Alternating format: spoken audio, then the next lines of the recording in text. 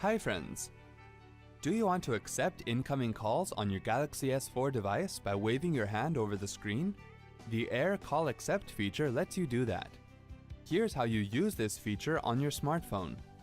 You will notice a slight difference in the screen transitions than the actual device screen transitions here. On the home screen, tap on the apps icon to view all the apps. Tap on Settings. Tap to select the My Device tab. Scroll to Input and Control section. Tap on Motions and Gestures. Tap on Air Gesture. Tap on the toggle key next to Air Call Accept to turn on this feature. Press the Home key to return to the main home screen.